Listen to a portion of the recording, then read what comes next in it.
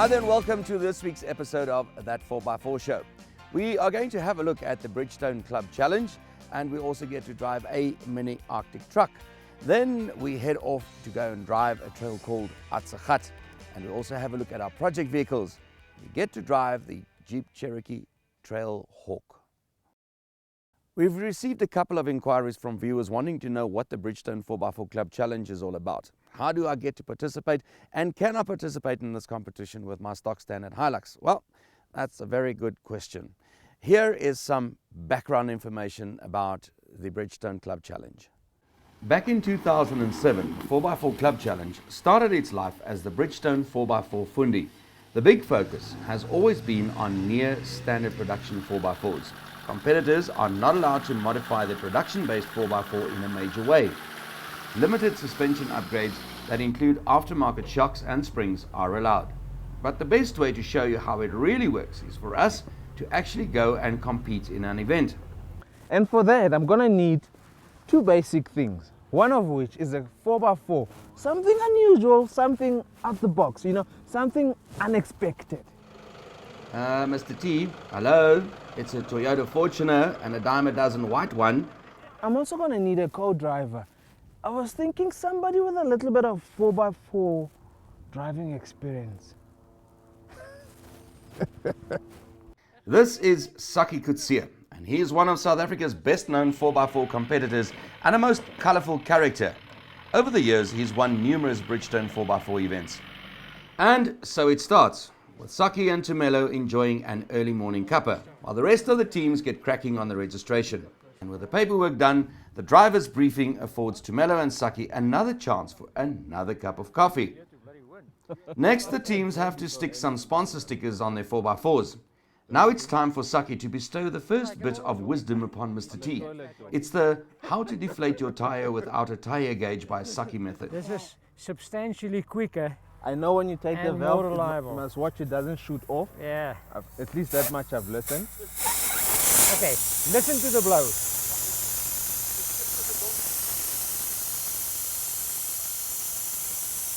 To the both of them. What's that? Listen to that.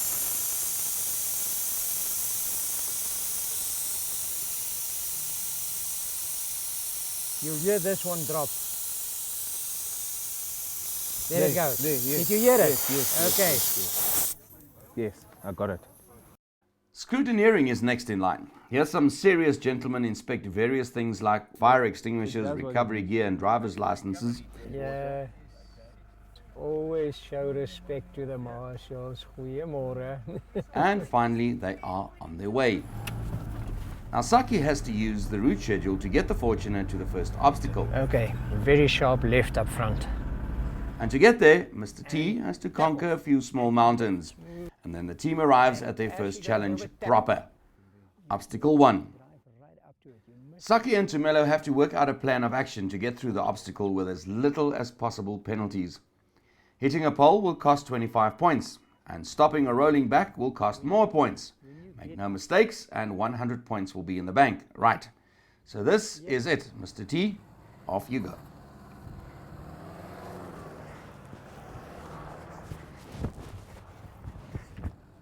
That's it!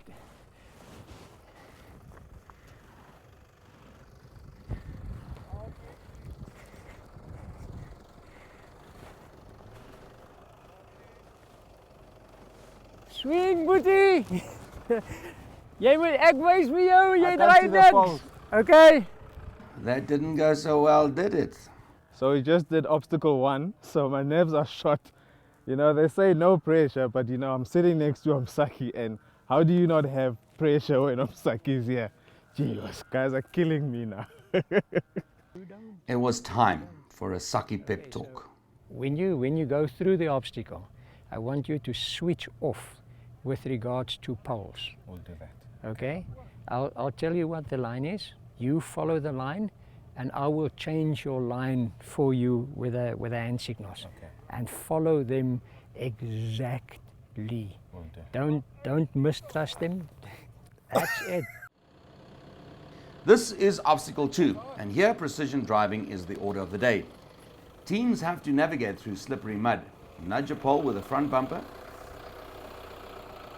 then reverse through the mud to nudge another pole with a rear bumper. Yelp it, yelp it, yelp it, yelp it, yelp it, yelp it, yelp it. You've got to yelp it.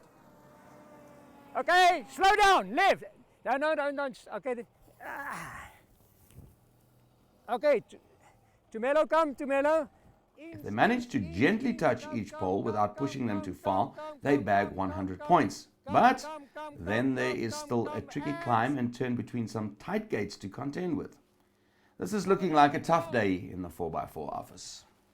Slowly, slowly, slowly, inch, stop. Okay.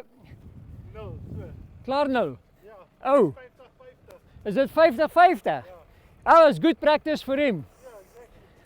Okay, so Mr. T still has no points in the bank, but it looks like he's learning fast.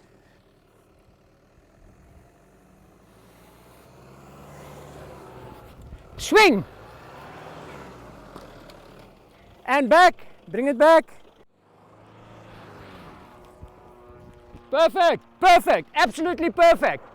Obstacle 3 is another steep climb through some narrow gates. On the other side of the heap, there's a tricky descent through some more gates. Let's see how Mr. T and Saki go here, and let's hope they get some points on the board.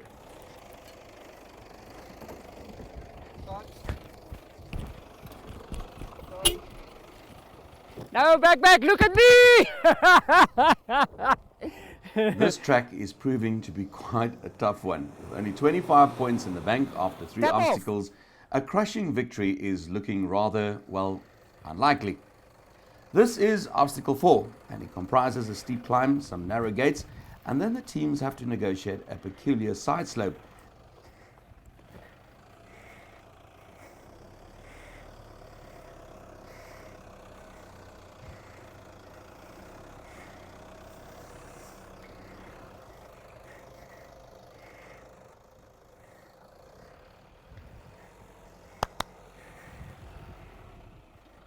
$100. Mr. T is finally in the groove, baby. But will it last, especially with sand still on the menu? When you hear of a 4x4 trail that's called Atsagat, you got to think. We headed out to Brits to go and find out. And what we did find, this is not your usual typical 4x4 trail.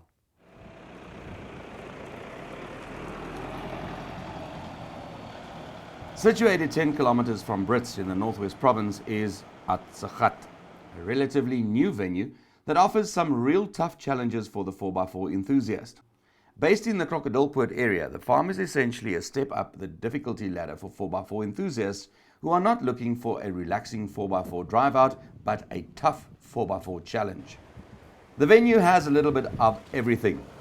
You can head up the mountain and tackle some tough climbs, some of which are quite rocky. This is the infamous Z-turn. Some enthusiasts apparently come here just to conquer this tight and tough on the nerves turn. You'd think that going down here would be easier, but it ain't. The acute angle, the extremely slippery surface that sees the vehicle sliding precariously, and a rather big drop ensure a few heart-stopping moments.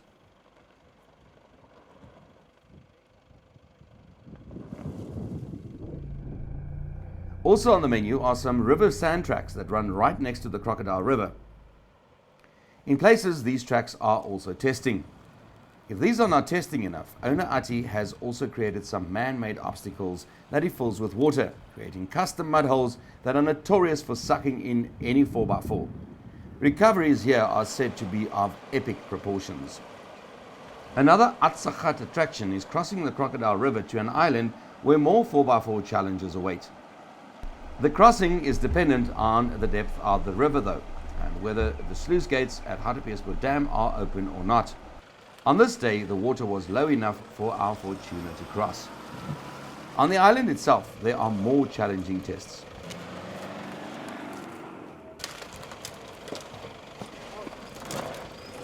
And then finally, there is a last water crossing back to the mainland. After a tough day of obstacles, Atsagat does its name proud with a quaint watering hole. Campers are also welcome here, and there are a few rustic accommodation options also on offer. We won't advise tackling these tracks with a stock standard 4x4 like our Fortuner. You need better approach angles and clearance and mud terrain tires to avoid Tupperware damage. Check out our Facebook page for contact details. In a workshop in Pretoria, guys have been working really hard to create the ultimate rear bumper for our project vehicle, the Toyota Fortuner.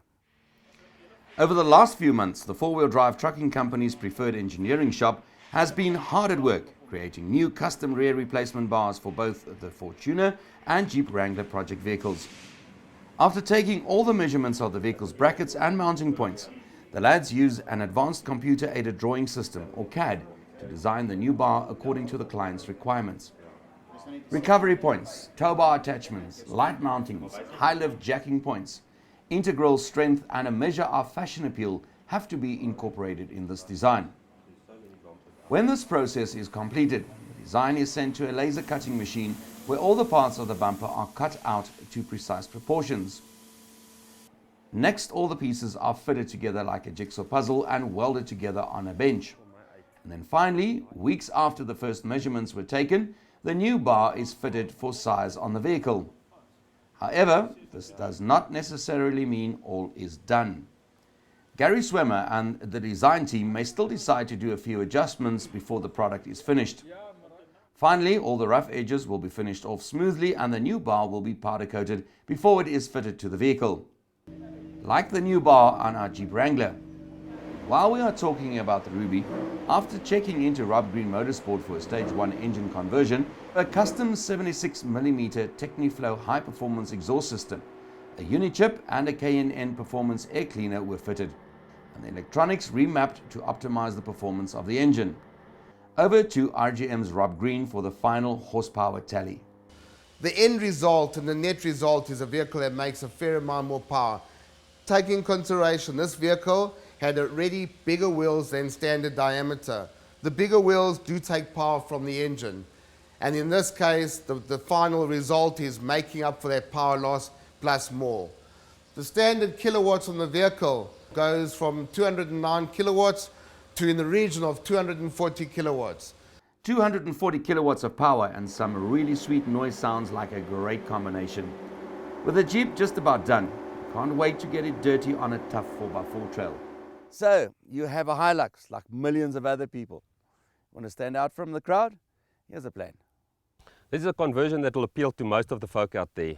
This is our baby Arctic, our 33-inch conversion, which means it's running 33-inch wheels. This is a stunning conversion as there's no cutting that needs to be done. It's just a 2-inch lift, a nice set of 33-inch wheels on the right offset rim, and all we've done is we've taken the wheel arches and we've extended them by another 50 mils, just to give it that nice look to cover the wheels up. This Hilux not only looks good, but it is also very capable off-road. With the TJM suspension upgrade and the bigger rims and BF Goodrich mud terrain tires, it will easily go places where a standard Hilux will have a rather tough time. The baby Arctic truck can even fly.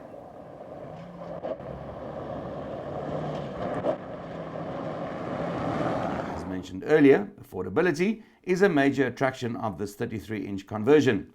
And so is the mechanical impact. Because the wheels are not massive, they don't affect the standard gear ratios very much. This bakkie is fitted with the automatic 4-speed gearbox and it forms a perfect partner for the 33-inch BFGs.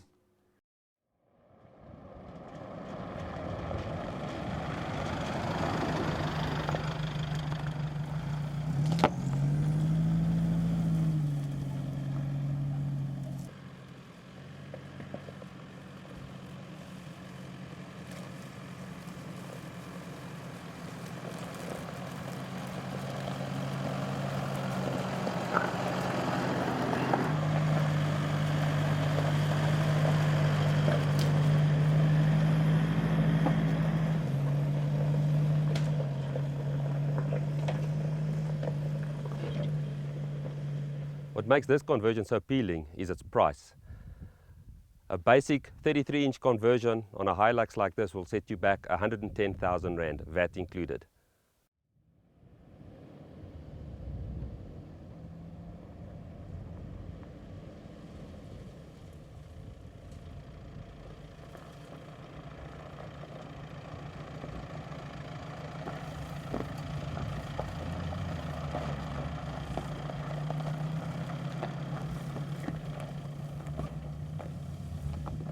It's based on a sedan, but has a transfer case and a rear differential lock. It's the new Jeep Cherokee Trailhawk. This is the all-new Jeep Cherokee Trailhawk. With its bold front end styling, it will certainly polarize views, but we reckon it looks refreshingly different and cool. The cabin is also impressive, boasting levels of quality and luxury that will render owners of older Cherokees completely gobsmacked. What the owners of the more utilitarian Cherokees won't enjoy so much, though, is the fact that this Cherokee is based on a sedan. Yep, in the US, the Dodge Dart is a big seller, and this Jeep is based on the same underpinnings. So it rides on a fully independent suspension setup, which bodes well for on-road performance and comfort, but the question remains how it will fare off-road. The good news is that the Trailhawk version rides 2.5 centimeters higher than standard Cherokees, so it is claimed to have around 220 millimeters of clearance. It also comes with an array of tricks for off-road driving. This includes the transfer case, mechanical rear differential lock, hill assist and descent control, and a terrain response system that includes off-road traction control. The Trailhawk is powered by a 3.2-litre V6 engine that produces 200 kilowatts and 315 newton meters of torque. It also has a 9-speed gearbox. Yep, that's 9 forward gears. With the independent suspension setup, wheel articulation was never going to be spectacular, but the rear locker keeps the Trailhawk going, despite plenty of airtime for the wheels. Next, the select speed control allows the driver to select a predetermined off-road speed, and the Jeep will maintain the speed uphill or downhill. No worries, mate.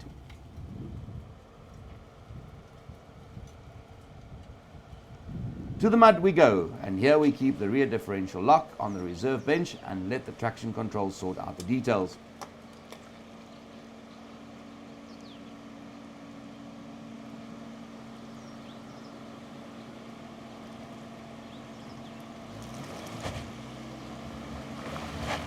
It does okay, but we still prefer the control of the locker.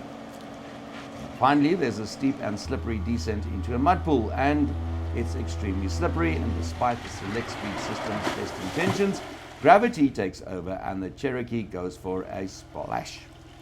The Trailhawk dispatches the mud, no worries. And our verdict? Well, it's debatable how many Trailhawk owners who fork out just over 600,000 Rand for this Jeep will actually use it off-road. The good news is that it can actually do off-road pretty well, and it should serve very well as an overlander 4x4 if you plan on tackling some rough roads.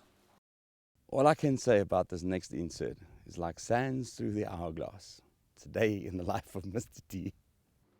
We're back at Rhino Park, where Mr. T and his expert co-driver Saki Kutsia are now making the way to the next test, a Gymkhana test on sand. After watching another Fortuner almost getting stuck, and after getting the lowdown on the route from the marshal, Mr. T and Saki are set and ready to go. Let's join the duo in the cabin for Tumelo's first Gymkhana on sand. And pitch it. Okay, and okay. Just hold it. Don't accelerate. Okay? And you should have taken forward. Yeah. Okay, and swing it, full lock, and now round it, full lock, and flex them off, and tap off, and play with the accelerator, play, hard off, and off,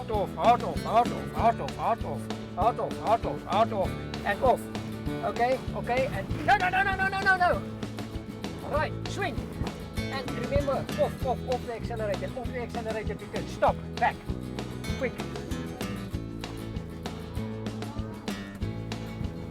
Okay, and wide, and swing, full up. Okay, and no, go back. Okay, go back far. Okay, right, forward, and swing, full up, and tap off. Okay, swing. You are wide. Keep it wide, and swing. Okay, and go. Tap off, go. Now, go. Okay, that's it. And go out, go wide. Right, hip. Right. And swing.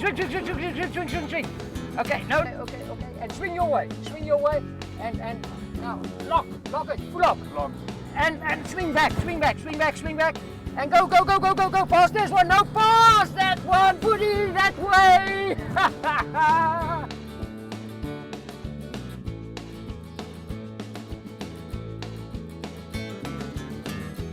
Okay, so let's move swiftly along and put that sand driving test right behind us. Mr. T and Saki navigate their way to obstacle 6.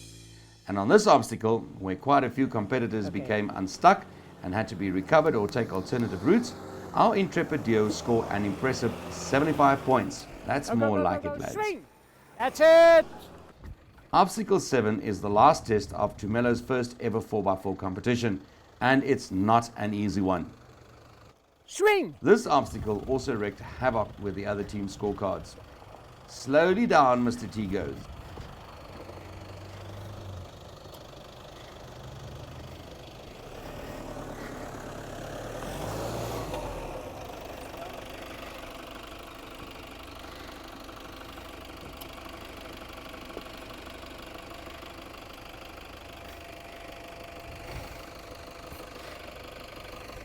Don't slow down. Drive to the top.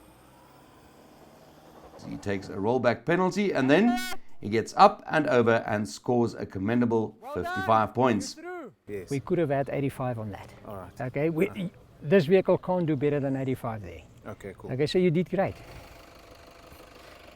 Saki guides the Fortuner back to the main clubhouse and the lads hand in their score sheets. In the end, our novice man and his expert co-driver finished in 13th position overall. Just stuck you in a nice Suzu, man. Gee whiz, imagine that. Fortunate, come on. You never stood a chance right from the word go. Not to win in any case. I'm So joking, what of you saying, course. Saki? Well, folks, unfortunately, that's all we have time for this week. Next week, it's my turn to take one for the team as I put 2 4x4s through their paces. In the meantime, please, just keep the rubber on the road.